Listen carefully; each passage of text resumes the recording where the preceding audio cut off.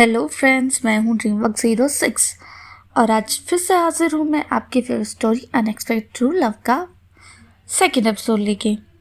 तो जैसा कि हमने जाना था कि हम अपने पिछले एपिसोड में हमारी कहानी की हीरोइन धवनी के बारे में बात कर रहे थे, तो आइए चलिए जानते हैं उस लड़की और उसकी ज़िंदगी के बारे में। वो लड़की कोई और नहीं, हमारी कहानी की मुख्य किरदार धवनी थी। आग की लपटों में गिरी धवनी बेसुध सी जमीन पर एक पुराने से हाथ से बने खिलौने को गले लगाकर अपनी मौत का इंतजार कर रही थी। उसकी आंखों में एक बार फिर अपने प्यार अबीर और उसके जान से भी प्यारे बच्चे अरमान को देखने की आखिरी इच्छा थी, जिसका उसे इस जिंदगी में मिलने का सपना देखना भी बड़ा बेईमानी सा लगता था। पर फिर भी किस्मत उस पर मेहरबान हुई।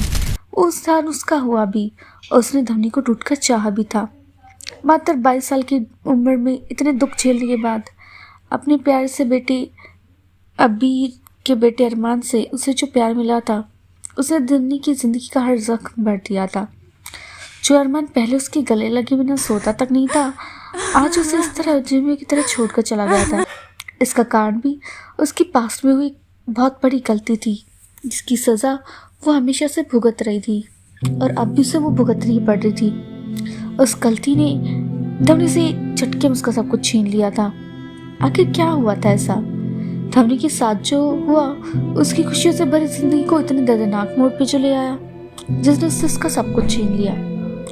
धवनी की बंद होती हुई आंखों के आगे धवनी की जिंदगी दौड़ने से लग गई थी। उसने खुशी से अनाउंस किया, and the best fashion designer award goes to miss Dhwani Bhardwaj. पूरा माहौल उस समय इस अनाउंसमेंट से तालियों की आवाज से गूंज रहा था। जल्दी एक स्पॉटलाइट भीड़ में बैठे किसी इंसान पर पड़ी। सब लोगों ने पीछे मुड़कर उस लड़की को देखना चाहा।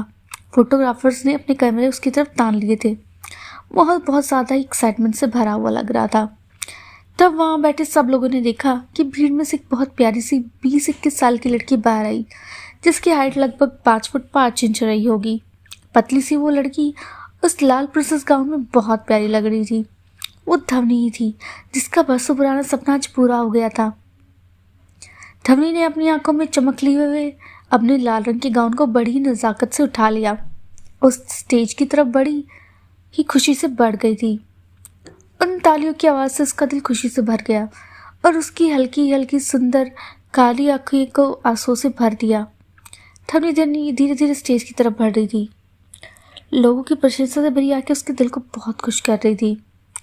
धवनी ने स्टेज पर खड़े होकर अपने फेवरेट फेमस फैशन डिज़ाइनर अबेसाची को देखा, जो अवार्ड लिए हुए खड़ा हुआ था। उसने धवनी को अवार्ड दिया। धवनी ने उससे शुक्रिया अदा किया और उसने सबकी तरफ बड़ी गर्व भरी मुस्कान से देखा। उसके बाद धवनी ने अपनी अवार्ड के लिए स्पीच दी। मैं अब बहुत ज़्यादा खुश हूँ और इस खुशनसीब दिन के लिए मैं दिल से थैंक्स करना चाहूँगी अपनी मेहनत को, मेरे गॉड को, मेरे फ्रेंड्स को, फैमिली को और मेरी सबसे प्यारी मेरी माँ को और मेरी जान से भी प्यारे मेरे छोटे भाई विशाल को। विशाल ने खुश होकर अपनी बड़ी बहन की धवनी के लिए जोर जोर से तालियां बजाई। धवनी ने मुस्कुराकर अपनी माँ को स्टेज की तरफ आने का इशारा किया। माँ, स्टेज पर आओ ना प्लीज़। उसके बाद धवनी ने भीड़ में से एक मुस्कुराती हुई औरत को सिल्क की साड़ी पहनकर घर से बाहर आते हुए देखा। पर धवनी कुछ पल के लिए ये देखकर हैरान जाती है कि उसकी माँ की स्माइल एकदम गुस्से में बदल गई।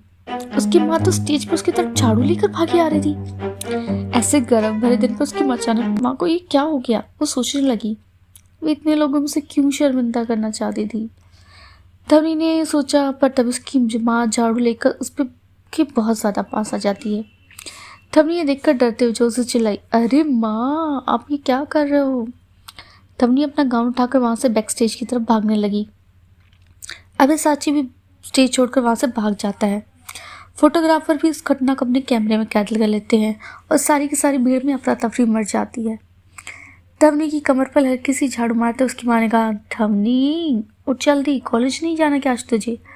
धवनी ने आंख मलते हुए नींद भरी आवाज़ में कहा, अरे माँ, कॉलेज जाकर कुछ नहीं होता, वो लोग कुछ नहीं जानते, आप मानोगे नहीं, उनसे ज़्यादा तो मुझे आता है। इससे अच्छा तो ये होगा कि वो मुझे सैलरी देकर टीचर रख ले, तो सारे के सारे बच्चे उसी कॉलेज में दाखिला ले लेंगे। मैं इतना अच्छा पढ़ाऊंगी, आप देख लेना। उसकी ऐसी बकवास सुनकर उसकी माँ चिढ़ते बोली, हाँ तुझे तो सब कुछ आता है, तू पढ़ा दिया कर, टीचर की किसे ज़रूरत है? आई बड़ी, चल उठ अब। धवनी ने दोबारा अपना फेस को लाइट से बचाने के लिए चादर से छुपाते हुए कहा, यार माँ प्लीज़ थोड़ा सा सोने दो ना प्लीज़, मेरी प्यारी माँ प्लीज़ प्लीज़ प्लीज़, फिर मैं अपने आप चली जाऊँगी।